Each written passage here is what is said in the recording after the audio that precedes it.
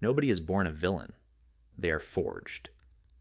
I was a quiet child, yet within me something was perpetually loud: my mind.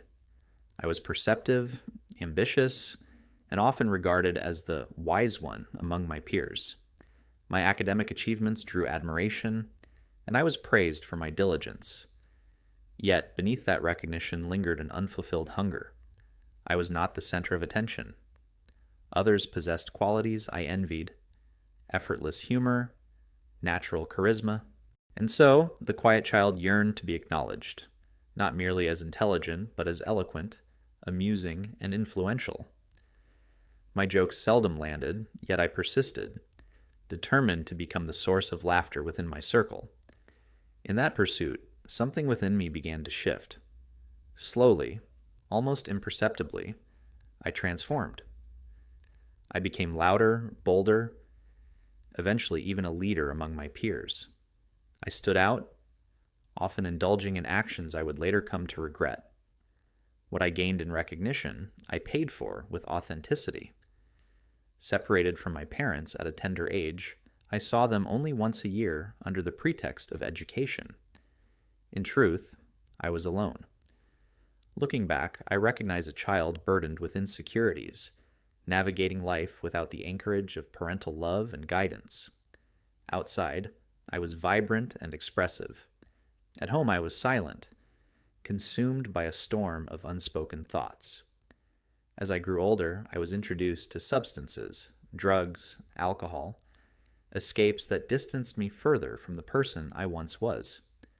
My life descended into instability, emotional breakdowns, fractured thoughts, and moments where I stood perilously close to the edge. Yet, by what I can only call divine grace, I was spared. In time, I began to discern a purpose, faint at first, but powerful enough to compel change. I abandoned destructive habits and attempted to reclaim myself. But life was not done shaping me. I was cast into deeper despair when the person I loved most died in my arms. That loss shattered me. For years, I wandered like a man unmoored, afraid to love again. And yet I did love again. I found someone who captured my heart, only to leave after 3 years as though it had meant nothing. That abandonment reopened wounds I had never truly healed. I graduated. I secured a respectable job. By all external measures, I was succeeding. Yet internally, I was deteriorating. The path I walked was not my own. It had been chosen for me long ago. I resented it, though now I understand my parents acted within the limits of their own understanding. Still, the dissonance between who I was and what I was doing deepened my unrest. There were moments I questioned everything, even God. I raged against the weight of my suffering, the accumulation of trauma and shame. At times I wished for an end, believing happiness had abandoned me entirely. Now I live once more with my parents, a man both driven and conflicted. I speak little to them, not out of hatred nor absence of love, but because something essential in our bond was never formed. Their attempts to lighten my spirit fall short, not because I reject them, but because I no longer know how to respond. Life has altered me in ways I struggle to articulate. Society, and even family, perceives me as distant, perhaps even strange. Yet beneath that exterior, I still feel deeply.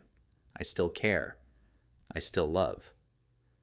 And now I am choosing differently.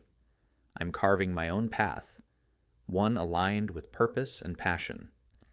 I have taken the risk of discarding the life others expected of me. In its place, I embrace the quiet grind, sleepless nights, relentless effort, and a renewed closeness with God. The misunderstandings, the judgments, they will all find their meaning in time.